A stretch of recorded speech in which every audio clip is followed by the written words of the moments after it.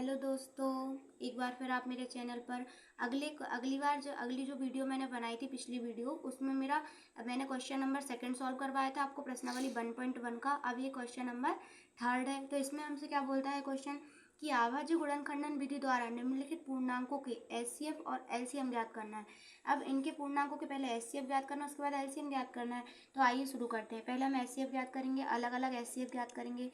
पहले 12 का, इधर पर 15 का, इधर पर 21 का ज्ञात करेंगे। ये 2 से 2 छीन 12, 2 तिया 6, फिर 3 एकम 3 हो जाएगा। यहाँ पे 3 से जाएगा 5 15, फिर यहाँ पर 5 से जाएगा 5 एकम 5, और फिर 3 से जाएगा 3 7 21 और 7 एकम 7।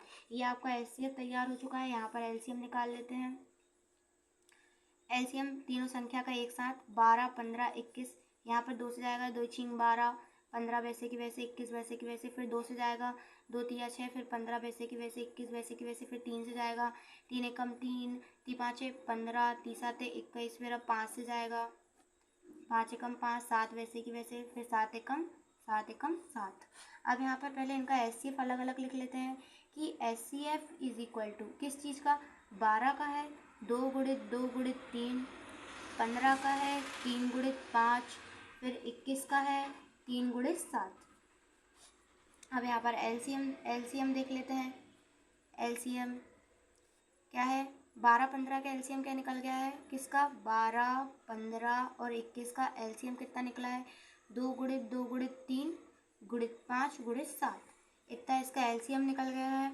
अब मैं इसका डायरेक्ट गुणा लिख दूंगी, आप लोग गुणा कर लेना। कितना निकल जाएगा 420, और मुझसे कहीं गलती हो जाए तो आप लोग सुधार लेना। फिर इधर पर ये वाला है, इसमें भी वही करना है कि पहले 17 का निकालना है, फिर 23 का निकालना है, फिर 29 का निकालना है।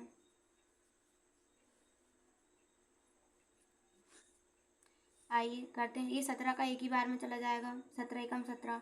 फिर 23 का भी एक ही बार में चला जाएगा, 23 एकम 23। 29 का भी एक ही बार में चला जाएगा, 29 एकम 29। फिर यहाँ पर तीनों का एलसीएम निकाल ले रहे हैं।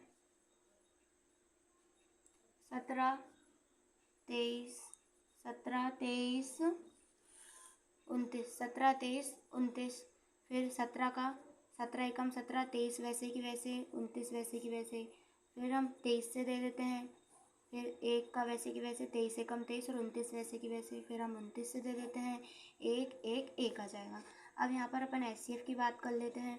तो एचसीएफ क्या, अपना 17 का एचसीएफ कितना निकल गया, वो तो 17 का एचसीएफ 17 ही है।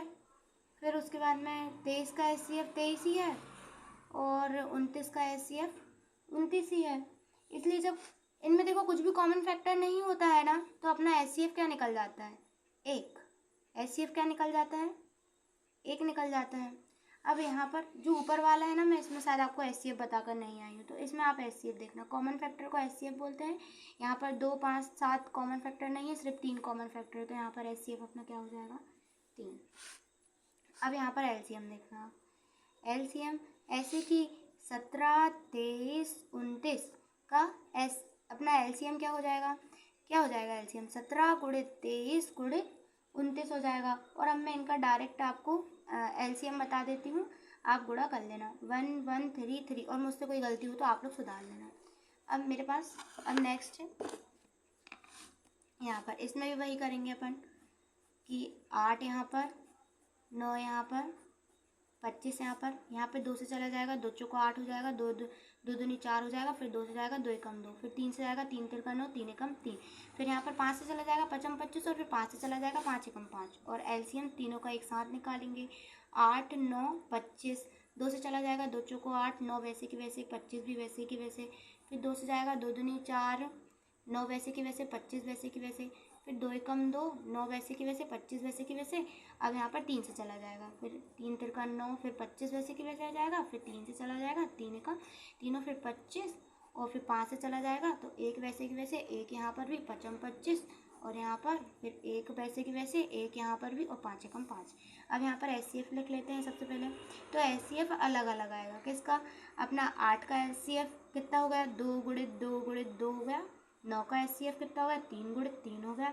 फिर 25 का एचसीएफ कितना हो गया, 5 गुणित 5 हो गया।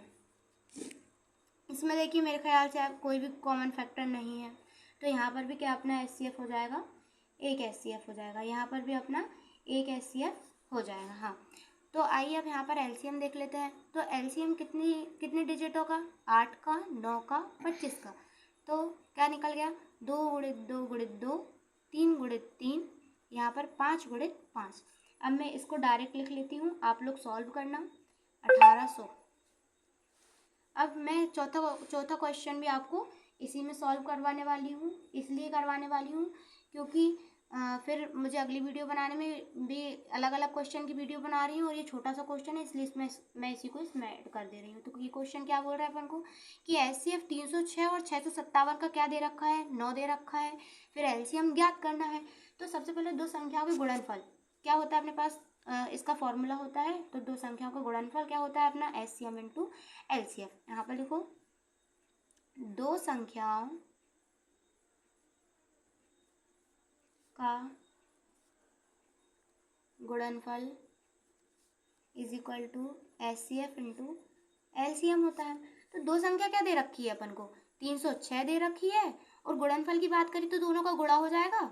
और फिर उसके बाद में HCF इंटू LCM, देखो HCF तो अपन को दे रखा है कितना, 9, LCM अपन को ज्ञात करना है। अब आपको तो ये तो बचपन से पढ़ते आ रहे हैं कि गुणे की संख्या भाग में जाती, भाग की संख्या गुणे में आती, तो गुणे की संख्या भाग में जाएगी। 306 into 657 upon 9 is equal to LCM। अब मैंने अब इसको काटा नहीं है, अब इसका डायरेक्ट आंसर लिख देती हूँ, 22338। आप लोग कर लेना इसको, ज़्यादा कठिन नहीं है, बचपन से पढ़ते आ रहे हैं। Thank you.